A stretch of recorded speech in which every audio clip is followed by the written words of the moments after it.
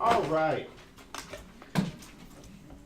This is going to be 9-4. Okay, so let's go ahead and start it here. M7, 9-4. And today we're going to talk about functions. And classically, this leads us to the concept of the function machine. The function machine. How many of you are familiar with the Dr. Seuss story? The Dr. Seuss story of the Sneetches. That was like one of my favorites. My favorite is green eggs and ham. There were Sneetches that had stars upon theirs, and there were Sneetches that had no stars at all. And then, so there was a story about these Sneetches that would go into Sylvester Monkey McBean's machine, and they would get a star on their belly. Well, then the star belly Sneetches didn't like the fact that the stars without. There's Sneetches that didn't have stars, and etc. But the whole point is, it's a great story. You should read it. Dr. Seuss, my favorite. But Dr. Seuss, my favorite. Okay? Got my Dr. Seuss pins here. That's a fish. All right. And an elephant. Ultimately, That's also a cat. Ultimately, what you should learn from this is that you go in and you change and you come out. Okay? So the Sneetches went into a machine, they got a star in their belly, they came out. Well, then they didn't like that, so they'd go into a machine, get a star off their belly, and come out without stars. And eventually they were all mixed up. Okay? So, well, weird. I want to So let's start with this. Star on my belly. Function. When you hear the word function, what comes to mind? Conjunction. I want the star Okay. right next to my function. Function, or conjunction, junction, what's your function? It's where's your function? No, it's what's your function. All right, what do you think of though? Yeah. Function like a function of a machine, like a car, like a plane, like a boat. All right, so what is the function of a car? The engine, putting the gas in, burning the gas, pushing the pistons and making it go. Okay, no, he's right. He's right. He's absolutely right. The car has a function, transportation. It gets you places. You push down the gas pedal, and you go somewhere. Okay? So the whole idea of a function is you do something, and it creates something. Okay? It's kind of like the idea of cause and effect, except a little different. So who was it that just talked about that when I came in? Input, output, right? So we have this idea that we have input. We input something. It goes through the function machine, or goes into the function and comes out as an output. Almost always, input and output are different values. So if I put a 1 in and get a 3 out, the function had to have changed it. If I put a 2 in and get a 7 out, the function had to change it. That's the whole point of a function, is that it does something. This Okay. changes numbers.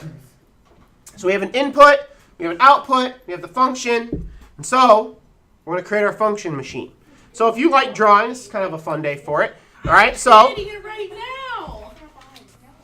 Wait, can our homework just be designing a function machine? No, I wish. Wait, yeah, we should all have a contest to see whose function machine is the best. And Mine's gonna be the best. I bet I want to Jack's- finish homework. I don't want homework over the weekend. He would just use a ruler. Yeah, I know. Mine. Yeah. Wait, are we supposed to draw this? Jackson has a headache. No. Do that. I saw her hand.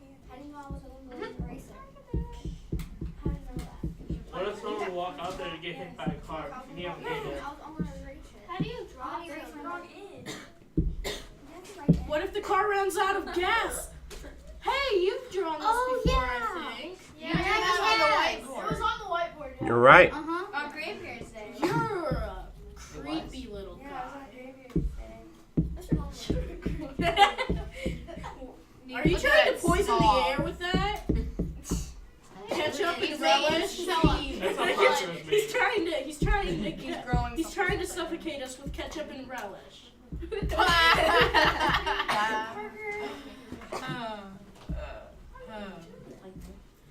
looks so good. He's a pencil. I'm real. Thanks to why I hit that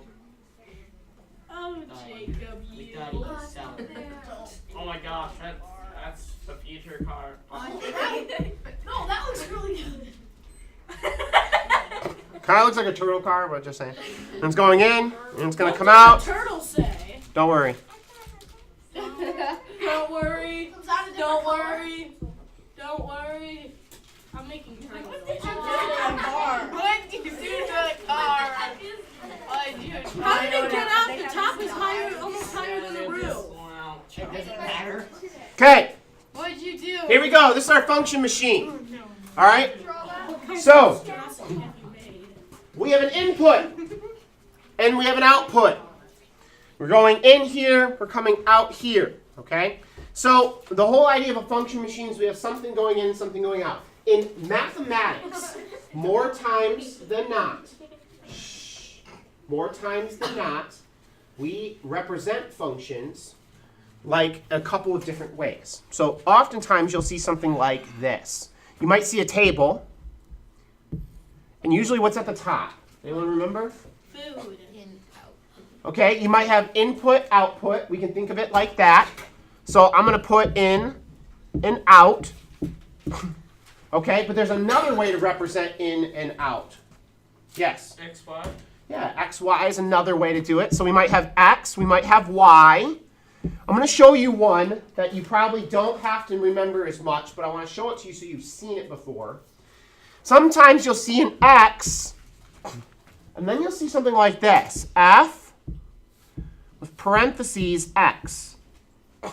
And while that looks complicated, really that's probably the best way to represent that. What that means is it's like in and out, x and y. What this is saying is that you have an x value, and you put it into a function. And then it gets kicked out as something. So this f actually stands for function. So we have definitely, mathematically, we have different ways of representing functions. All right, we can represent them like this. We are going to primarily focus on, in our own studies today especially, x and y. Okay? So when you see x, you're going to think of like the red truck going in, and then y coming out. Okay? Why? Y coming out. But you won't necessarily have to figure out why. You will. But you will probably have to figure out how to get from x to y. So you might have to figure out what the function factory is doing to get from x to y. We did a little bit of this yesterday. It's like whether it's adding or subtracting. Right? It's adding, subtracting, or both. Or multiplying. Okay? Or multiplying, dividing, or both. Yeah. All right. What about squaring? What's that? Yeah, never mind. Okay. That was a stupid idea. It may just work. Okay. Let's go ahead and start. Draw that picture. Huh? Were you supposed to draw that picture? Not necessarily, but you definitely need to follow along. You need to create it. Okay, let's do this. Let's draw a table. At the very top of the table, let's put an X and put a Y. And erase that. And we are going to start with our first values, 0, 0. And then we're going to go to the values of 1, -4. And then 2, -8. And then 3, -12. And then I'm going to do this, n. And then I'm going to have to kind of figure out what this is. Okay? So if n was some random number, what would be the input-output? Okay? All right, now, this is input, this is output. So, here's the idea. You always separate your input and output with an equal sign. Okay? So your function usually has an input side,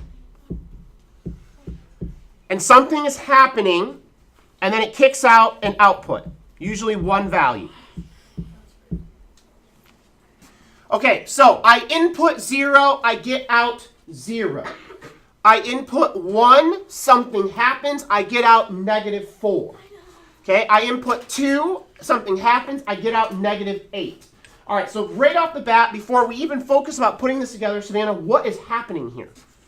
You're subtracting 4. Okay, as x increases, I'm subtracting 4. Okay? So that's true. But how am I getting from 1 to negative 4? How am I getting from 1 to negative 4? Yep. Gabby? You're multiplying it by negative. I'm multiplying it by negative 4. Okay, so I'm taking x, and I'm doing what? I'm multiplying, so put a big multiplication dot here, by what value? Negative 4. And then that's getting my output, which in this case is y. Wait, so this is all we're going to be doing? This is it. So if this is true, then every x I plug in will kick out the y that's with it. So if I plug a 0 in for x, what is 0 times negative 4? No, hold on. If I plug in a 0 here, and I do 0 times negative 4, what should be my answer? 0. 0. And, hey, look. It kicks out a 0, and it should be 0. All right, I plug in a 1. 1 times negative 4 should give me what value? Negative 4. So does it? Yes. If I plug in a 2, so I put my 2 in there, I'm inputting it where the x is. 2 times negative 4 kicks out a negative 8. So that's right. If I plug in a 3, 3 times negative 4 is?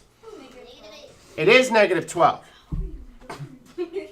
So then basically what I'm saying here is if I were to pick some n number, okay, what would be the output? So let's pick a number, not 4. Pick a number. Yeah. Kenzie. 12. So we're going to plug 12 in here. 12 times negative 4 is? So then the y value that gets kicked out is negative 48. So that's all we're doing here is input, output. But the answer to this one, the answer to this would be this. X times negative 4 equals y. That's the answer. That's the function. How did we get negative 4? How did I get negative 4? It's the first. So you always do like the first number? If you're given a 1, that's probably the easiest one to work with. But actually, Jacob, the whole thing is it's a puzzle. You have to figure out how to get from here to here. So you can add or subtract, okay? But then, now let's go back to subtraction. Savannah said subtraction. Let's see if that would have worked here. Okay? Let's just see if that would have worked. If we had subtracted negative 4 every time. Okay? So 0 minus 4, would that have been 0? No. So you test 1, and if it doesn't work, you move on. Try something else. Okay?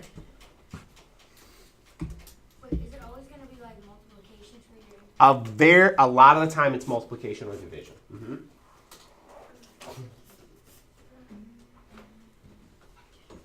All right. Let's look at another one, a more complicated one. That way you're better prepared to do your homework. Gretchen Rainey? Well, we have to actually, for our homework, like put the answer for what is n and question mark. No.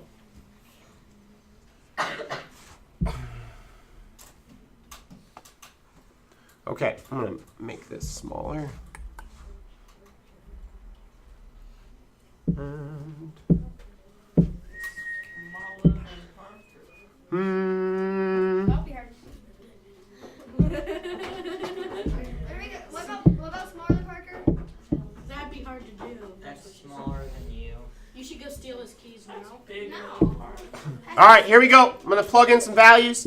The very top, I'm going to always start your tables x, y. How did you make those lines so perfect? You know, lots of practice. Professional drawer, you didn't know that? Okay, 0, negative 3, 1, negative 1, My machine is 2, 1, and 3, 3. Okay, Oh, I know the pattern. you know the pattern. Well, I know like the pattern because I know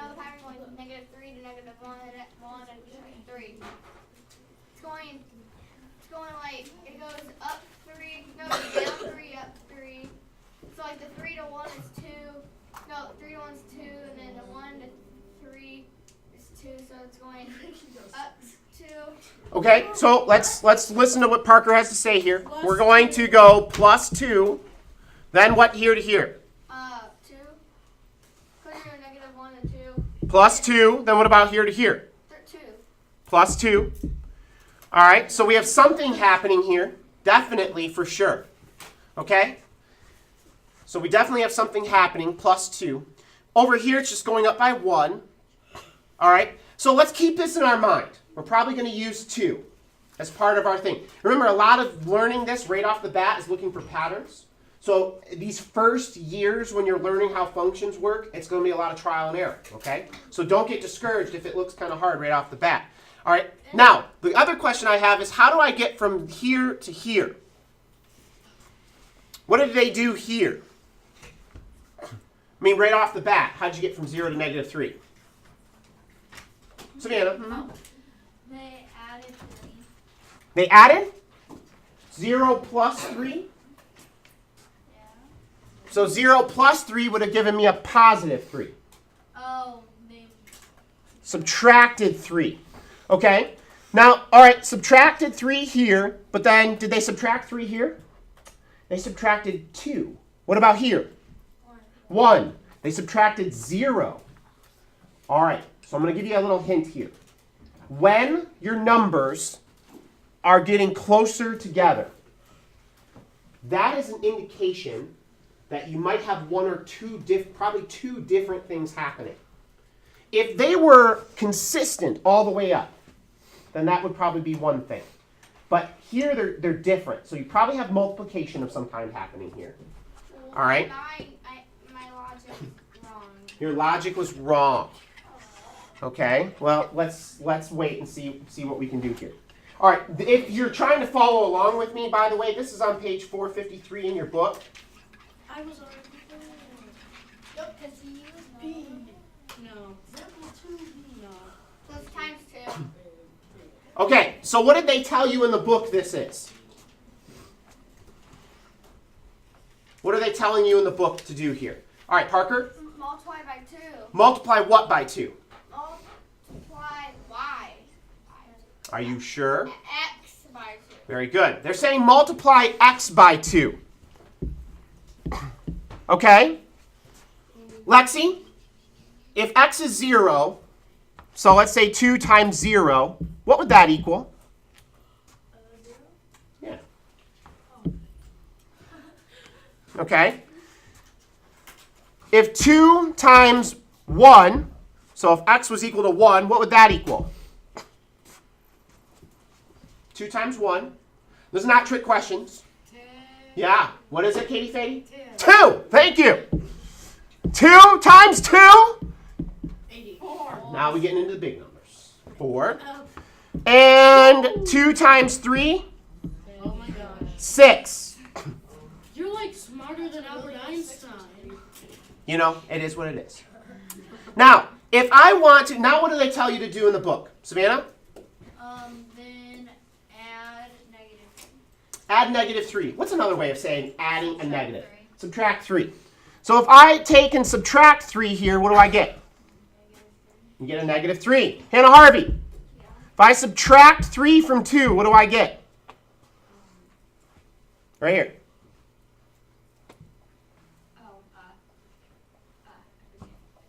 2 minus 3.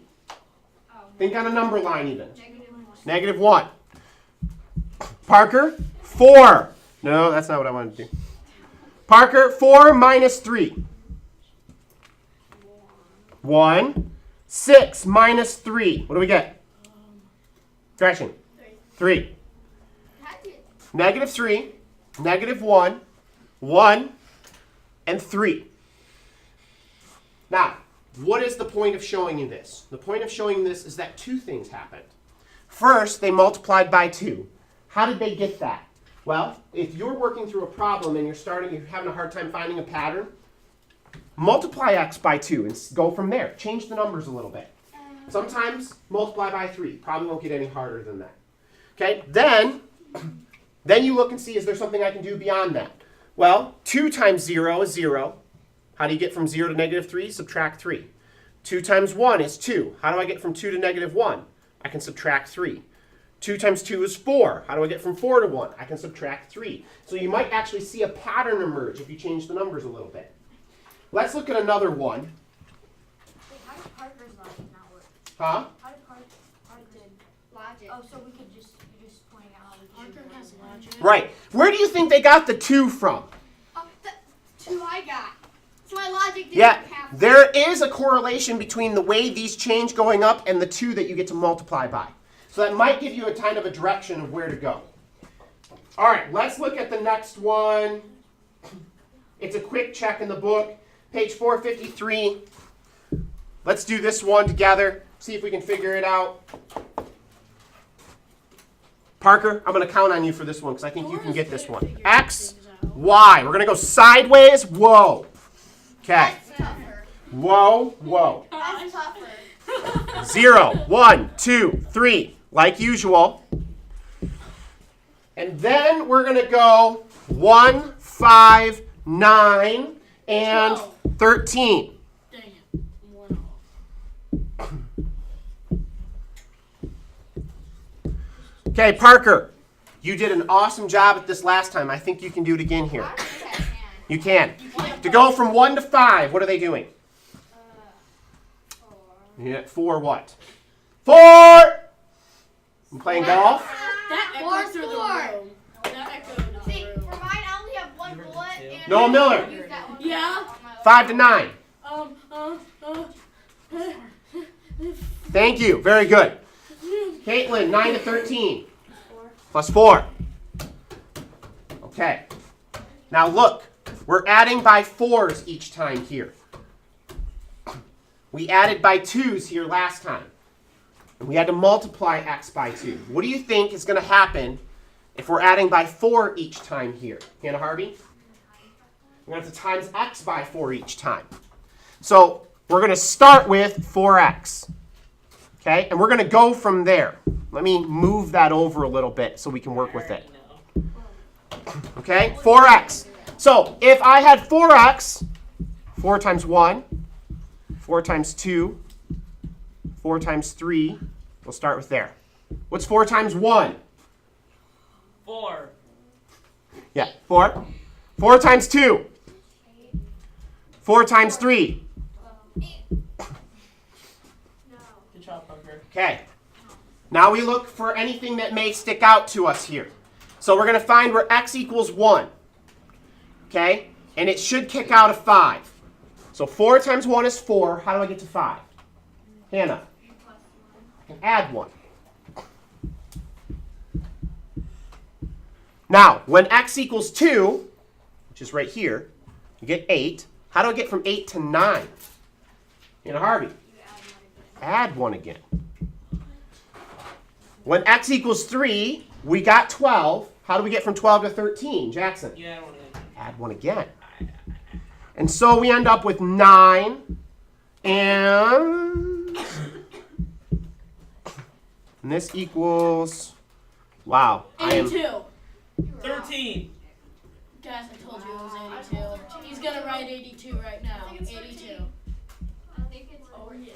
So what is the function here, Savannah? B? 4x I was gonna say plus 1.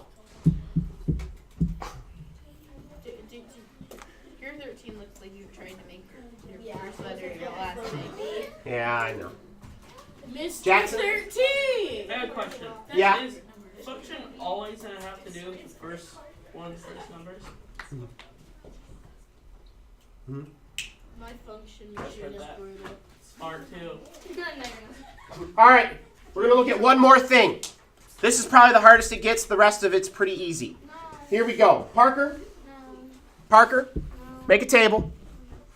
X, and this time I'm going to say That's gonna take a lot. y equals 2x plus 3. Square. Cube. Okay? When x equals 0, 2, 3, and 5. Okay. So, remember, this is input, this is output. What is my function? What do I have to do to x to get my output over here? Yeah. You have to do 2 times 2x plus 2x plus 3. So I'm going to multiply x by 2 and then do what? Alexi? I'm going to multiply it by 2 and do what? Add 3. Fantastic. So let's do this together. Listen. 2 times 0. 0. Plus 3. 1. 3. All right, Gabby. 2 times 2. 4. Plus 3. 7. I told you. Mr. Parnan. 3 times 2. 6 plus 3. 9. Whoa. Millie, 5 times 2. Oh. Plus 3. 13. Oh, Millie almost got it wrong. That's how we use it. That's the function machine. That's the hard part. That is amazing. This is the easy. Why? Just Wow. wait. There's the hard